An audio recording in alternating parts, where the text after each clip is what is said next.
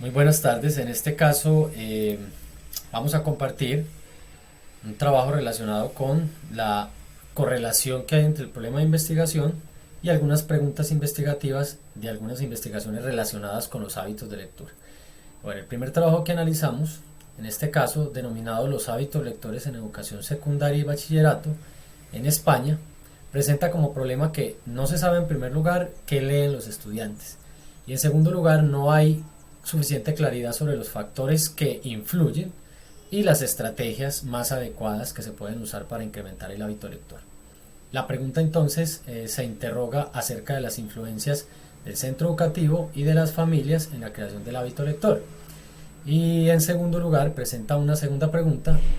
que inquiere por lo que realmente motiva a estos estudiantes a leer y cuál podría ser el medio más adecuado para crear hábitos de lectura. Las preguntas específicas por su parte hablan de o buscan saber sobre los hábitos lectores, la relación que existe entre las nuevas tecnologías y la lectura y la verdadera relación existente entre las familias y los centros educativos en la creación de hábitos lectores. Entonces, bueno, aunque encuentro mucha relación entre las preguntas y el tema, considero que el hecho que haya dos preguntas generales y ambas de tanta envergadura, pues hace que de alguna manera la investigación pueda llegar a extenderse demasiado. La segunda investigación, denominada Hábito de lectura en estudiantes de centro de educación superior, desarrollada en Ecuador, el problema de investigación, niveles de lectura deficientes y factores, entre ellos la desorganización en el tiempo, es decir, la indisciplina a la hora de crear hábitos lectores o a la hora de enfrentarse a la lectura.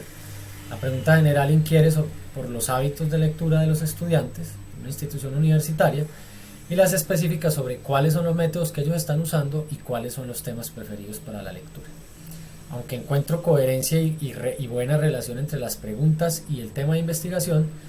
veo con extrañeza que, de acuerdo al problema de investigación que existe, que habla de los factores que pudieran incidir en la creación de hábitos lectores, pues preguntarse, valga la redundancia, en la pregunta general, solamente por cuáles son los hábitos de lectura que tienen los estudiantes, pues me parece que se queda un poco corto. Tercer trabajo, actitudes, hábitos y estrategias de lectura de estudiantes ingresantes a la educación superior, desarrollada en Colombia, presenta como problema la ausencia de hábitos lectores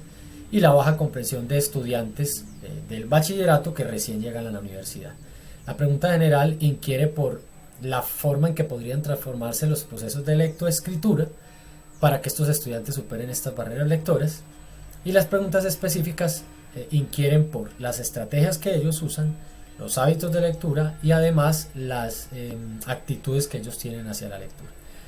Veo mucha coherencia en esta investigación, especialmente porque en la pregunta queda claro que lo que se pretende es transformar precisamente los procesos de lectoescritura de estos estudiantes para que superen las barreras que traen del colegio.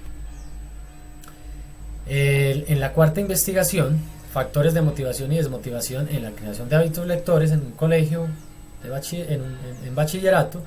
desarrollada también en Colombia, el problema son las deficiencias en lectura presentadas por muchos estudiantes, especialmente en las pruebas saber, y la desmotivación que ellos tienen hacia la lectura y lo cual hace que no tengan buenos hábitos lectores. La pregunta general inquiere por los factores de motivación y desmotivación que están afectando precisamente la creación de estos hábitos en estudiantes de noveno, y las preguntas específicas hablan de los hábitos de lectura que ellos tienen y los elementos que inciden en la motivación o desmotivación hacia ella. Aunque encuentro coherencia y relación entre el problema y las preguntas,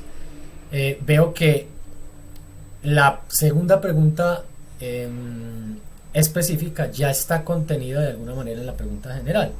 toda vez que en la pregunta menciona elementos que inciden en la motivación y en la pregunta general habla de factores de motivación o desmotivación que afectan los hábitos lectores. Hablar de elementos que inciden es lo mismo que factores, y claramente en ambas preguntas se habla de motivación o desmotivación.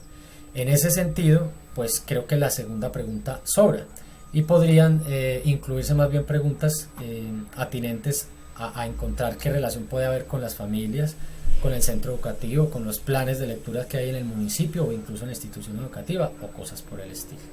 Bueno, entonces para continuar, en